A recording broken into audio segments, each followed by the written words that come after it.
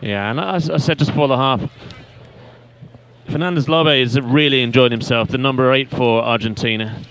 And, you know, he's fairly recently been playing top-flight rugby. And needless to say, he's showing his class out here. So the Argentinians will be kicking off this half. Tottocini probably will have the honours, number 10 for Argentina. And they'll be pretty happy with themselves.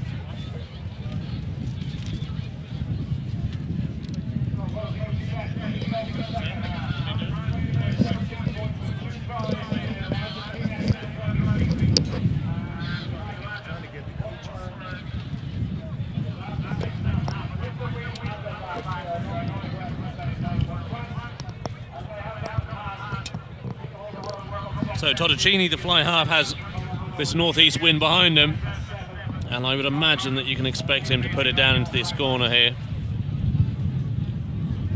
This bottom right-hand corner as you look at it on the screen. The wind's picking up as well. Good time to switch ends. Yeah. I think it's going to change in strategy this half for the Argentinians.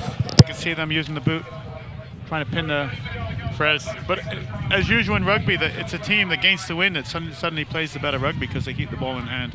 Yeah, that definitely does. That is a factor and definitely does happen, even though you would think logic dictates that that wouldn't be the case, but often the team playing into the wind does up their game and start keeping the ball in hand more. Yeah, Argentina not rolling away there.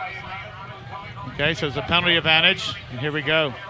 France know they need to get up here. 14 points to 0 to Argentina. Betson has it, takes it in hard. Yeah, he was a great flanker. Still is a great flanker. Yeah. We'd put him on our team any day. Yeah, I've got a little story about Clive Woodward and Serge Betson. He was, well, I'll wait for a break in play. Stolen. Turnover ball. Argentina's doing that all day.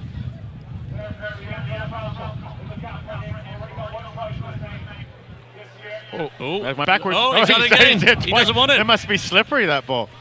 That's hilarious. He's done quite well. Maybe it's a move. Maybe That's it's a good trademark steal. Move. That's fine. That's perfectly good play by number 6. Now France. Yeah, Jerome Dane.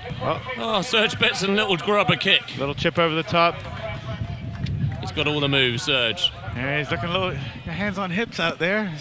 Does he currently still play, or is No, he he doesn't play. He's an ambassador for a charity. I'll give you some more details about that later on. But I was saying about Serge Betson. Clive Woodward, the England World Cup winning coach, he said of Serge Betson in 2002, he's the only opposition player that's ever played against England who single-handedly changed the fate of a game, who won a game for someone, one player. And that was in 2002 when he basically man-marked England star player Johnny Wilkinson out of the game and forced Clive Woodward to substitute his star player because he was just having such a shocker. But the shocker was induced by that man Serge Betson. Right. But that's praise indeed from a. Well, it's good coaching strategy, right? To try and take somebody with such influence out of the game. I'm not sure he's man marking anyone today. No, he's in and out of this line out. He needs to be 10. No, they're dropping. So it's a 5-man line for Argentina. Yeah, I think his argument was that he was the scrum half at the time there. He doesn't. French have stolen it though. He'll be pleased with that. And out it goes to Betson. And into Mack. That's a good step. He's got a step like his brother. It's difficult on that cricket pitch as well to make any sideways movement. Stolen there. This is becoming a bit of a habit by the Argentinian team. They are definitely at those winning the breakdowns today. But they need to bring it back out this way. They don't have numbers. Well, looking for some space, but I'm not sure it's there. Now they have some space. No kick over the top. French fullback, well positioned. Yeah, Comba. That's number 10. That's Frank Comba, the centre. Well, normally a centre. He's playing fullback today, but he's, as I said earlier, one of their star players. Playing fullback wearing 10, just to confuse us. Yeah, the French have got a few numbers on there. That's a good steal. That should be a steal by the Argentinian team. And holding on by the French. Oh, that's a lucky play there.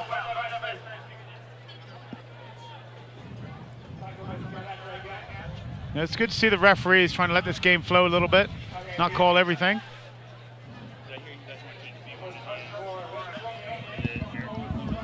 No, he's off his feet when he touched that ball. He can't touch it.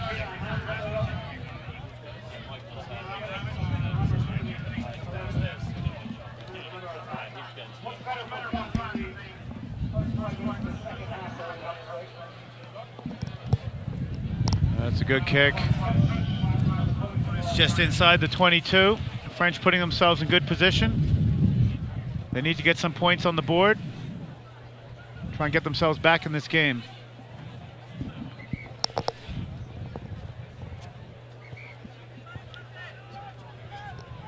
Yeah, the numbers are definitely not reflective of the positions today. We got 10 and 50.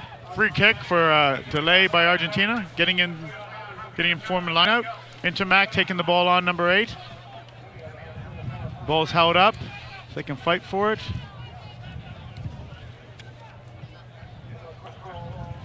Out wide, good defense. Number 16 taking it in for France. Okay.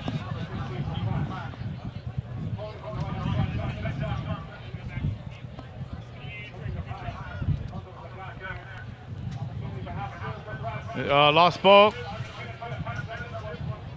Okay, picked up by France. They were 10 yards out there. They've lost about another 10 meters. So here we go. Stolen by Argentina. Big kick with the wind. That's a good bounce for them. It's going to go a long way.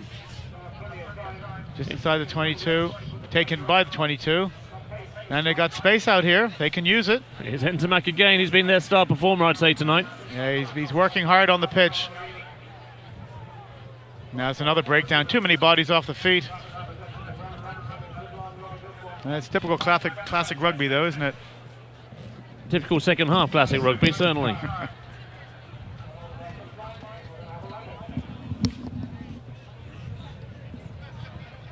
All right, number 1 and number 6 coming on as replacements. We've got a man down injured.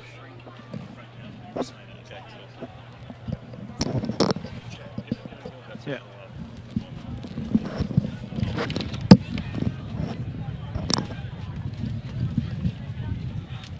Little break in play, and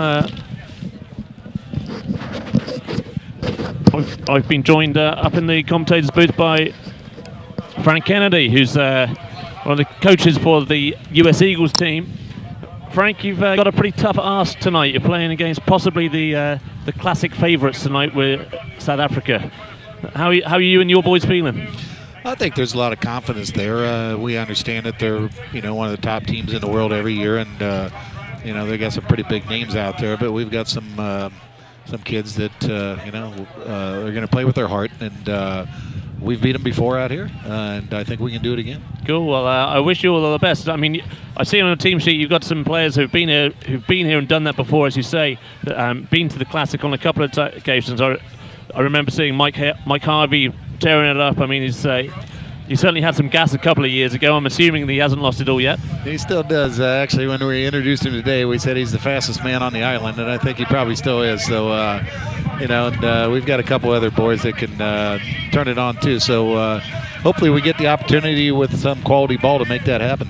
Well, yeah, and that could be the key, obviously, Frank, because, I mean, South Africans are a massive pack. You expect that. I've never seen a small South African team. But you've got some size as well, just looking around. Is there anyone that we should really be, as viewers back home, should be keeping an eye on today? Well, I think there's several boys. I mean, Don Younger and Kevin Witcher, our captain, are both, outstanding sevens players in their own right, but they're great 15s players as well. Hayden Mexted from the famous Mexted family from New Zealand is playing in the back row for us too. So, I'm an old number 7, number 8 when I played for the U.S. team as well, and I think that's where the game's going to be won. We can't afford to give away ball. If we do, the game's over. Yeah, I think that's the general perception. But as you say, I mean, if you've got a strong back row, then you can certainly mix it with them. And as you said, you have beaten these guys before out here, and we wish you all the best, Frank. All thanks, right? I appreciate it very much. Sure. Okay, Cheers. take it easy.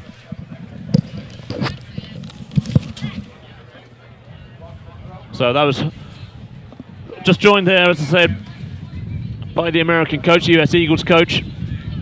He sounds very confident and looking forward to the task in front of him, but he is playing his boys are playing against possibly the classic favourites. Yeah, the U.S. Eagles are great. They join us every year for the kids program on Thursday. They've booked 45 tickets for the cruise tomorrow. Their whole squad and wives and girlfriends are coming. And the cruise you're talking about, Keith, is? Yeah, that's the Bermuda Rugby cruise tomorrow from 4 to 7. We've got the Argentinians, the USA team, the French team, South African, all coming on a cruise. Something a little different. Yeah, and of course you don't have to be a rugby player to attend that cruise. No, that's right. There's going to be enough rugby people on there for sure. We are tickets left, so if you need tickets, make sure you go on PTix and get your tickets. There goes another try for Argentina. Yeah, and that was actually a little bit of enterprise by the French winger that didn't really come off, and there's going to be a few question marks, few eyes looking at that wing going, what were you doing? Well, to be perfectly honest, the Argentina team has had all the pressure, most of the possession, and the French have really been looking to find a way to get through, and that's what happens. That pressure pays off, and they make silly mistakes like that. I think Argentina are looking like a very, very good squad this year, and they did really well last year to win the tournament. And who was in the final last year? Do you remember? Was it the All Blacks? No, they beat the Lions in the final. Beat the Lions in the final. And you were saying the Lions brought a strong team this year. Yeah, well, I mean, like the South Africans, I suppose, there's never a weak Lions team. They are star-studded. Unfortunately, they've lost a couple of star names that were hoping to come out, and they've had to pull out for various reasons at the last minute. And people have work commitments and injuries happen and things like that. But they still have some very good players, and Gordon Bullock, he's played for the British Lions, Scotland cap 75 times or something like that. And they said the South African team's looking very strong as well. Well, the South African team, I think, is the favourites for this tournament this year. They're always good, but they've bolstered their team with players like AJ Venter, Percy Montgomery, 102 times capped at fullback. And I mean, he's not a massively physical man, but he is certainly he knows his game. Here we go. We got one of the South Africans joining us right now for a quick interview. Nicely taken by Frank Kamba.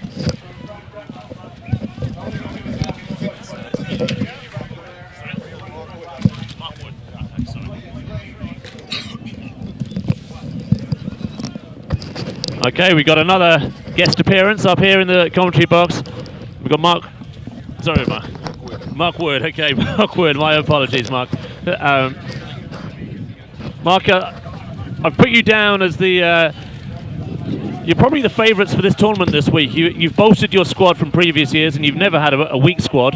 How are you guys feeling coming into this tournament? We're pretty excited. It's always good to be here. Yes, we have got some big names, and I think the tournament needs that, and it was incentive that John Kane said to us, we need names to put seats on the bums on the seats kind of thing. And luckily this year all our guys came to the party and they didn't withdraw, and we've got a highly capped side. And Mark, we probably talked about it earlier, but I mean, who are the big names that really we should be looking out for? I think everybody, I mean, just in this team, there's already 14 international caps. So, I mean, besides Bob Skinstad, AJ Venter, Werner Greef, Percy Montgomery, etc., pretty much they've all been there. They've played international all around the world. Absolutely. You have just named a bunch of household names, and the fans are looking forward to it. It's been the talk of the town for the last month or so as the build up to the World Rugby Classic. Are there any other players? Are there players that the squad feel, I tell you what, this guy is fantastic. He may not be as well known as some of those household names, but I mean, is there anyone that the viewers should look out for and go, hey man, this guy could really tear it up this week? Yes, we have Rory Duncan. He's really a strong boy. He takes it up hard. You've got David Berry, who's also international. Yeah, he's also very, very good. And then there's Egon Seconds. He's a really good, quick feet. He's played international sevens, and pretty much those are the good guys that might be the game breakers. They can do something special. And do you have in your squad? Is there a lot of experience as far as the classic is? I mean, are there some repeat offenders, if you like? Not really. This is my 11th year, and I think there's only about 5 5 guys who've been here before. So we got really inexperienced compared to the classic, so to say. Yeah, inexperienced for the classic, but not inexperienced as rugby players. No, definitely not. So experienced side. And your opposition tonight, what are you expecting from the American team? The Americans are always difficult. You know, they're very passionate and they're a proud nation, as we all know. And they'll really come out firing. So, you know, we have to really stick to our guns and show some discipline, and hopefully we achieve the result we're looking for. Cool. Okay. Well, good luck with tonight. I hope, and good luck with the rest of the week. And we're looking forward to your star players in particular. They're, they're going to really be the highlight of the evening. So, good luck. Thanks a lot, and I just hope the crowds enjoy it. That's what we are for. Cool. Thanks very much. Cheers. Okay, and in that time, we actually had a French score. They got over their whitewash for the first time. There was some scrappy stuff and some desperate defence, some tap ball down there in the 22, but the French capitalised and they've got points on the board. Will this be the start of the comeback, or is it too little too late? There's 15 minutes left on the clock.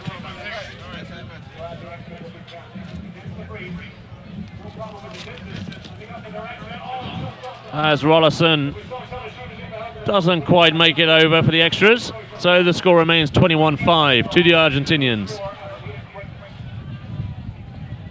But that will give the French some heart.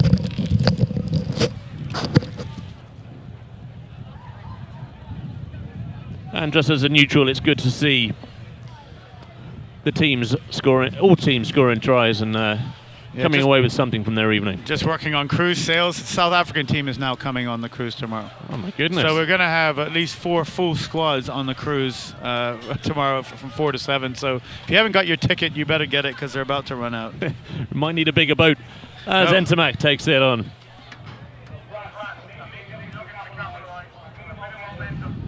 Looking to run it, and this is a bit more French. Oh, Comba drops it in the midfield. Betson snares his man. But this is a great position for the attack from, and here it comes in pace here. Oh, knocked on, advantage to the French. It looks like the French team have to move this ball. A little untidy there. Yeah, going back to the first knock on by Argentina. I missed that try in the corner by France. Was that I wouldn't say it was a classic French try. It was a bit scrappy and a few bobbling balls, but they capitalised it and got over the whitewash. All right.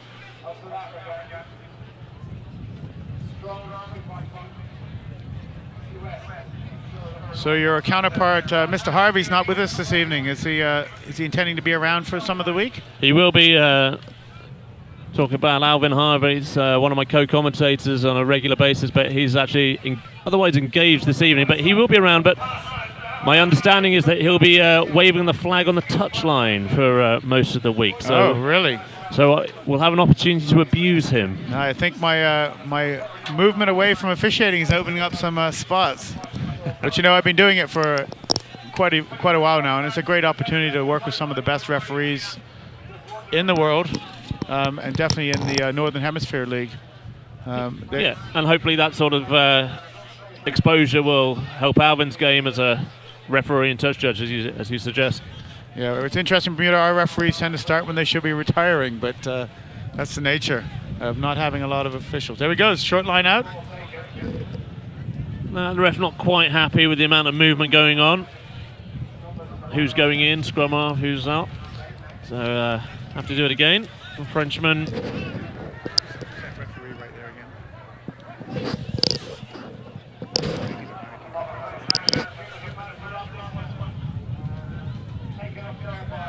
And they come blind.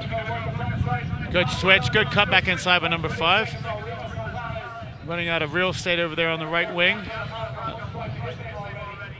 Okay, it's a loose ball. This could be an opportunity for the French. Betson picks it up. It's all right. Charge down kick. So play on, says the referee. Oh, this is going to be a 60-yarder for Entomac. Right. Does he have the wheels? He should have kept going. Looking for support. Nobody seems to want to run the ball forward. Nobody backs themselves. Julian Lafarage does, though. Number 22, but he's taken out, and that's clearly off the feet. That is going to be a... the Ruckert formed, he said. They have numbers if they get it wide. Use it again. Yes, they go. Here There's we no go. winger. There's no wing. Unfortunately, it's a prop. 2 props on the wing. Doesn't make for a try-scoring opportunity very often. That's a bit of a shame. That's exciting rugby, though. Yeah, the French lacked a bit of gas there, no doubt about it. They're great break by Entermac, but no one with any real speed was supporting until Julien Lafarage, number 22, got it out wide, but he was then well met. Yeah, the referee I was just pointing out on the sideline is Alan Lewis from Ireland. He was Heineken Cup rugby last year. Well, so there you go. As well as top players, we have top referees as well. And, of course, top coverage from BSN. That's right, BSN Sports Network. Doing a great job filming this game. The pitch looks great again tonight. Trevor Medeiros does a lot of work for the National Sports Centre to keep this pitch up. Laharage, bit of football skills, taking his time about picking it up, having a look around. Where's the gap? Ooh, no. Probably not there. Yeah. A bit relaxed. You need to take his opportunity when he had it, Yeah, probably a little bit too nonchalant. That's a good French word. There you go. Oh, well done. I'll throw in a few more. Here we go, though. Oh. Here we go. Now the winger's there. You got a man outside here. Use him. He's not looking at him. Oh dear. He had the wheels outside and he didn't look left. He looked inside. Still have it. And that's been knocked on now.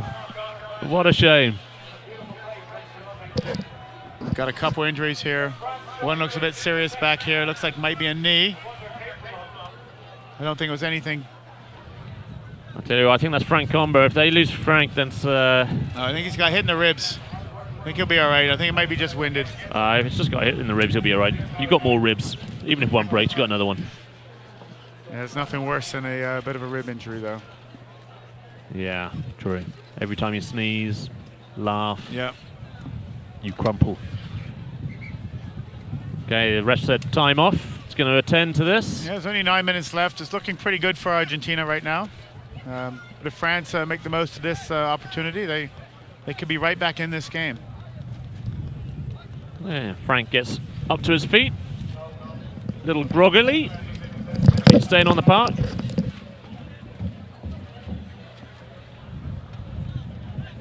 Tough as old boots, these fellas. And it's back to the line out. Or is it a scrum? I think it was a knock-on by the French. Great break down the line. But unfortunately, didn't link up with his flying winger outside him. Was looking inside. And I'm pretty sure there'll be a big Tottocini boot. Not Tottocini, no. But it is a big boot, and down it comes. And Laharage underneath it. Very comfortable, not looking so lethargic this time. Looking for some space. Yeah, but again, the defensive coverage has been excellent by the Argentinian team. Yeah, that was a solid tackle as well. Oh yeah, they're not leaving anything on the park today. They really want this game, and I think they want to take the Classic Championship again. Looks like they'll be difficult to beat, Keith, no doubt about it. Yeah. And they've been coming year in, year out, putting the effort in, so they deserve the opportunity. Absolutely, they've been very good to Classic, and the Classic has been pretty good to them, as you can, as we know from last year, the reigning champions. Number 7. So he had some hits going in. There's a boot to the face there. I think it's accidental, but he wasn't happy about it. Right on his nose. Has a look at the referee on the touch in. The touch judge has got it. There's a stamp on the head there. I think he knew what he was doing when he went over there. He could have stepped over the player, and he decided to put his boot down on his forehead. That could be a problem. That could be a red card if they go by the letter of the law. Yeah, I'd be surprised if they actually did, but it was, for me, it was pretty clumsy rucking. And as you say, there could well have been an element of knowing exactly what he was doing as he did that. Yeah, number 5. A little bit of afters. Number 5 has just been red carded. Did he get the red? Yeah, he got the red card. Oh dear. Vival Sassoon will be disappointed that one of their representatives has been taken off the pitch. He's looking bemused. Yeah, I watched the play. He could have stepped over the guy. He trailed his foot, caught him in the head with the boot. And it was a little vicious. Didn't leave a big mark, but that could have been an eye injury or something serious. So yeah, I think John Wheel was quite right to point that out. That's a great kick as well. Yeah. But the French props renowned for a little bit of skullduggery, it has to be said. And Hubert Luber there, he's got a red card, and it means that his team are down to 14 for the remaining 6.5 minutes of this game. It's not going to help the cause at all. No. No, I don't know what that means for the rest of the tournament, because once you get a red card, do you miss a game? Do you miss the rest of the tournament? What is... In classic rugby, I don't think that does happen. I mean, obviously in real rugby, they get banned for a number of games depending on the offence, but I think in classic rugby, they go... You know, old habits die hard, Keith. And That's right. You've got to forgive these guys. But here's a lot of pressure here on the line. Yeah, 6 minutes to go, and they're still down by 21 points to 5. Oh, the referees let that one go, but there's a knock on.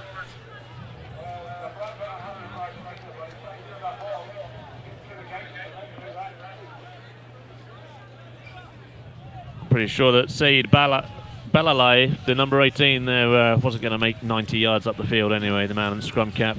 I'm glad you can pronounce these names.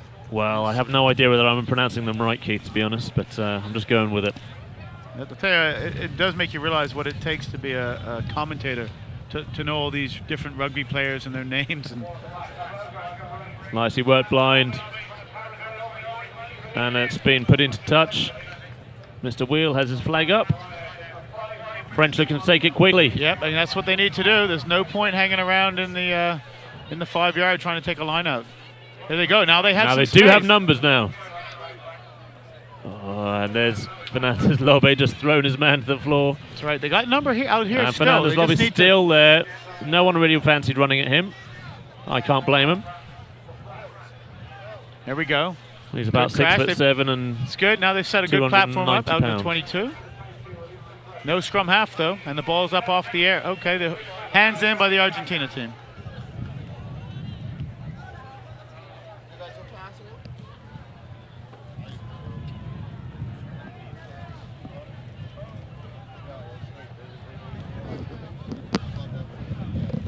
The ref having a word with Fernandez Lobe. Yeah, he wants those players rolling away and getting quick balls, so we can see some attractive rugby. Yeah, Fernandez Lobe's played a fair amount of rugby in England, so he's probably his English is probably pretty good, so he might well be the team translator. Again, look at the defensive organization by the Argentinians. There's really not a lot of space for this French team, and they're not committing to every ruck. They're just fanning out, making a good defensive wall, looking for their opportunity to steal the ball. Again, here's Comba. Really know where to go.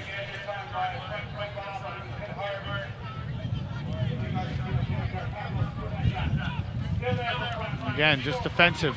1-2 yards of the line is not going to do much for France right here.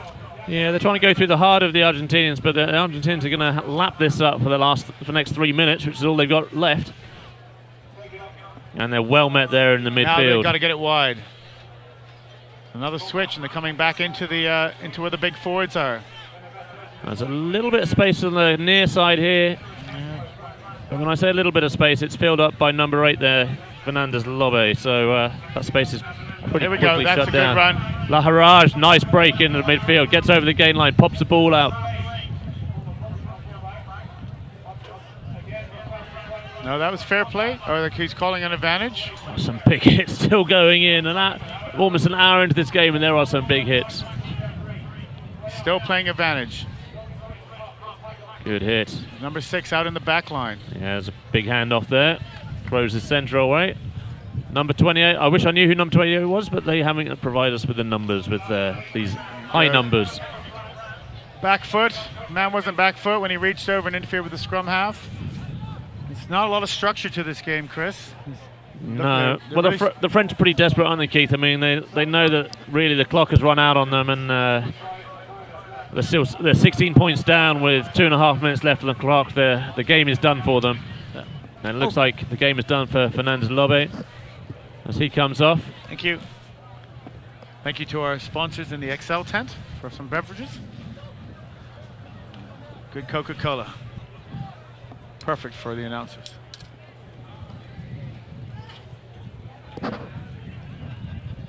All right, 2 minutes to go till we see the big matchup between South Africa and US. And the US, you know, they trained hard the last 2 days, and they brought a pretty good team down.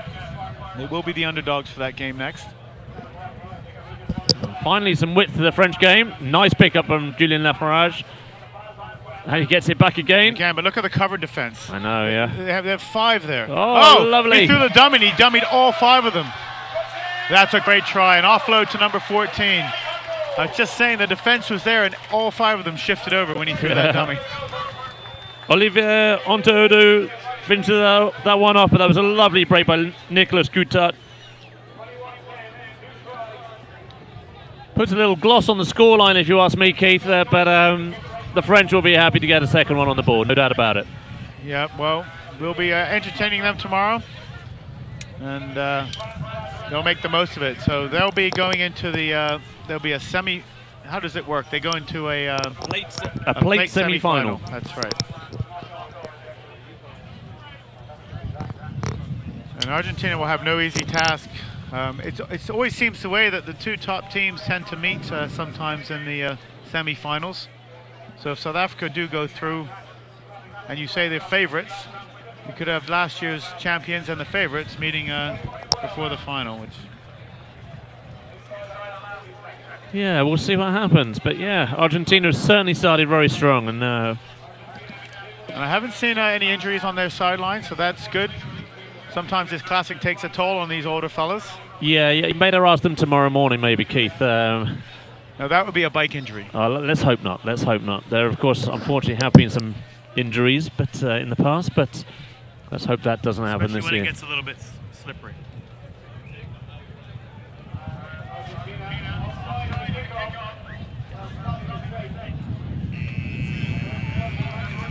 All right, there we go. Final buzzer. That's it. The ref's going to play the final scrum, it looks like.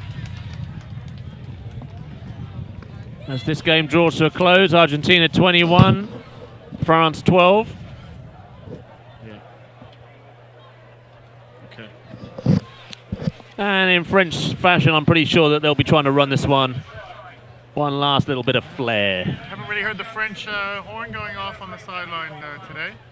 He tried earlier, but he needed a bit of a tune-up, I think. Yeah, here you go. They come blind. High tackle, but it could be the last chance here. Oh, he's looking for support. Oh, nice. Lovely. And there's Lucas Borges, Paraguay's tormentor, France's tormentor tonight. That is a great finishing try for Argentina. 26-12, scoring with the final play of the game.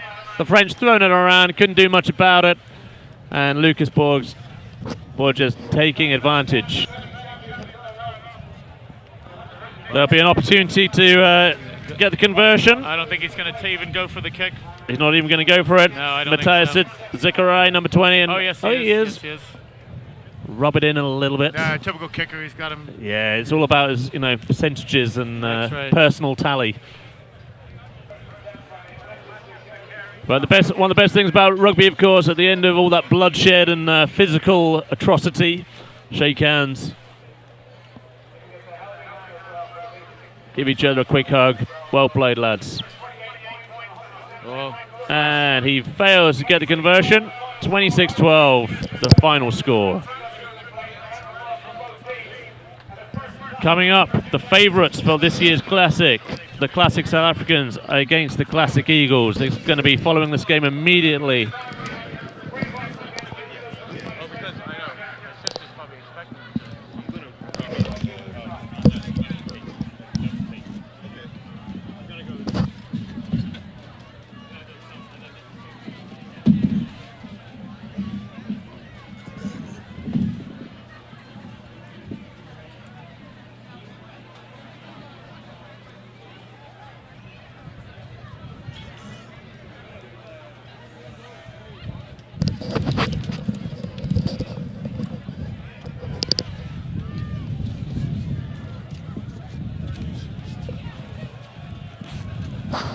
How was that first game?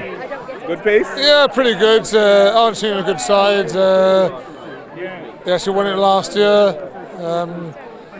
France, funny enough, don't play that well at 7-a-side rugby or veteran rugby. But they're still very, very good at the top level, and when they're on song, they're brilliant. So it's a little bit of an enigma, really. But I played against France at senior level, and when they're on song, they are unbeatable. They have so many skills, but it's a difficult thing to see how they don't play at other levels. I know, and sometimes it just doesn't work out as it's supposed to work out on paper, doesn't it? Yeah, I think they don't have enough time to practice for a veterans game, and that's the problem really with all the teams out here.